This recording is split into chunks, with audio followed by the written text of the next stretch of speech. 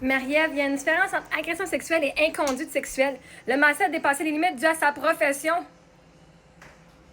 Ah, fait que toi, tu t'en vas faire sur une date, puis que le gars, tu vas sur une date, c'est pas sa profession, là, c'est tellement un homme que tu rencontres, puis qui te crisse un doigt dans la noune sans ton consentement, c'est une inconduite sexuelle. Toi, tu me dis que n'importe qui peut se mettre les doigts dans ton vagin, juste comme ça, sans que tu aies demandé, sans que tu aies dit oui. Il va falloir que tu m'expliques, selon la loi, où est-ce que d'aller mettre les doigts dans le vagin de quelqu'un, c'est juste une inconduite et ce n'est pas une agression sexuelle parce que, selon la loi, ça l'est. Et ça mérite la prison. Genre, puis perdre ton emploi, puis perdre tout. En quoi est-ce que d'aller flatter la vulve et de mettre un doigt ou des doigts dans le vagin de sa cliente, c'est pas une agression sexuelle? Il va falloir que tu m'expliques, là, il va falloir que tu vas vraiment fucking, genre, ça coche avec tes évidences et la loi. Quelle partie de la loi dit que c'est légal de faire ça? Parce que regardons ça. Ah, j'ai demandé à ChatGPT aussi, j'ai dit que ce commentaire, c'est de minimiser ce que tu as vécu. C'est une stratégie classique, changer les mots pour changer la gravité. Et ça, on sait, Josée, c'est comme une de nos, hey, guys de ma communauté, Josée, on la connaît, là, on sait comment qu'elle pense, là, c'est correct, on le voit depuis longtemps, là, mais voici. Voici la réalité juridique claire et simple. En droit, l'agression sexuelle ne dépend pas du niveau de violence, de si la personne avait une bonne intention ou si c'était dans le cadre de sa profession. Une agression sexuelle est tout contact à caractère sexuel sans consentement. Point. Sans consentement. Libre et éclairé. Point. Ça vient du Code criminel du Canada. Si t'es douanier criminel, voici si toi tu vas toucher du monde, juste m'a touché son pénis, genre, sans son consentement, mais c'est pas... T'es une fucking agresseuse. Agression sexuelle. Inconduite sexuelle, c'est un terme administratif utilisé par les ordres professionnels et les comités disciplinaires. Ça décrit la même action, mais dans le cadre de sa profession. Puis si tu le fais dans le cadre de ta profession, tu le fais dans le cadre criminel aussi. Donc, lorsque un massothérapeute touche les régions génitales d'une cliente sans consentement, c'est à la fois une agression sexuelle, un crime, et une inconduite sexuelle qui est une infraction professionnelle. Les deux coexistent, c'est pas l'un ou l'autre.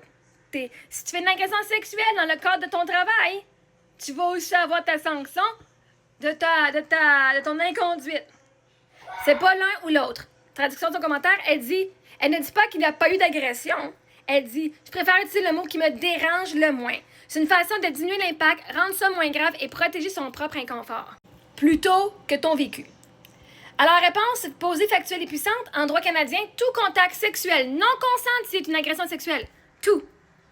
Non consenti, c'est une agression sexuelle, que tu aies eu mal ou pas.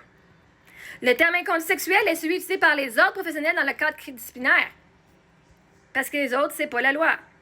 C'est pas un acte criminel. Une agression, ça va au criminel. Et une inconduite, ça va avec les ordres et les cadres. Ici, les deux. Minimiser les mots ne change pas les faits. Ou encore, changer le vocabulaire ne change ni ce qui s'est passé, ni la loi, ni mon vécu. Hein, je reste dans ma vérité et il me semble justifié. Fait parce que toi, t'es pas d'accord sur les mots, t'es d'accord, hein, un doigt dans le vagin ou deux doigts dans le vagin, que ce soit une inconduite sexuelle ou une agression sexuelle, ça se fait pas. Tu vas-tu aller, toi, dans la rue, hein? Toi, tu veux-tu qu'il y ait un gars qui arrive, je dis, ah, si toi, baisse tes culottes, moi, baisse tes culottes, moi, dans la rue, là, comme ça. Un gars que tu rencontres sur une date, tu vas manger au restaurant, t'es pas intéressé, il te pas une crise dans la salle de bain. Est-ce que ça, il a le droit? Ah! Parce que si tu dis qu'il a le droit, bonne chance. Je t'avertis, moi, je te dis c'est pas correct. Si ça t'arrive, je te dis va parler à la police. Ils n'ont pas le droit. Soit dans la limite de sa profession ou pas.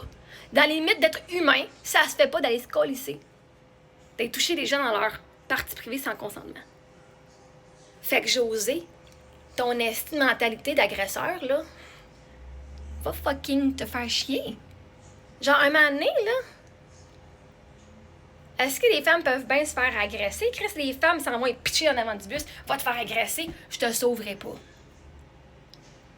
Mais vois-tu, je peux pas t'aider à te sauver de toi-même. T'es pogné. Autant que c'est triste là, de voir aller un shit show de même, c'est triste de voir que du monde comme toi, vous pouvez pas penser mieux, puis vous continuez de justifier les agressions. Puis que vous faites juste vous amener ça à vous autres mêmes. Puis qu'on pourra pas rien faire. Vous allez devoir apprendre de vos propres actions, malheureusement. Tu n'avais pas de pensée. Une agression, c'est une agression. Il était reconnu coupable avec un juge hors de tout doute raisonnable. Hors de fucking tout doute raisonnable, là. Pas 50%, 100%. Fait que si tu te penses meilleur que le fucking juge, ben peut-être tu devrais aller faire ton barreau puis devenir juge, comme ça peut-être qu'il y aurait plus de monde qui serait mis à un barreau ou qui serait mis non coupable avec ton mindset. Si tu penses fucking meilleur que la fucking autorité judiciaire au Québec puis au Canada, qu'est-ce que tu fais?